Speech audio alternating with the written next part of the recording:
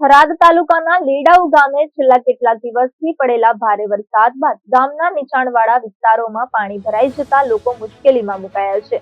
વરસાદ ઓસર્યા પછી પણ પાણી ન ઉતરતા ગ્રામજનોએ ભારે હાલાકીનો સામનો કરવો પડી રહ્યો છે।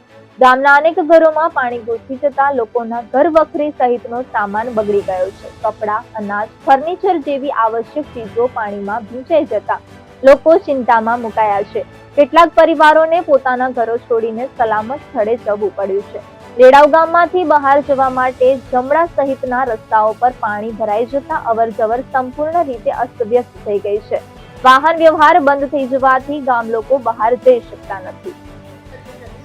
પાનાભાઈ કાળાભાઈ ગામ લેડાઉ ગામમાં પાણી ઘરમાં વળી ગયું છે। કોઈ બારી નીકળે એમ છે ને, શહેર સામાન બધું માલ સામાન બધું પલળી ગયું છે। સોય ઘડીત બારી કોઈ ભાસર કે જમણા કે ચોય જવરાય એમ છે નહીં। બિલકુલ ઘરમાં અંદર બેઠા એ હતા। કેટલા ટકા ગામમાં પાણી છે? પાણી તો સોય ઘડીત 100% નહીં, 75% પાણી સોય ઘડીત છે।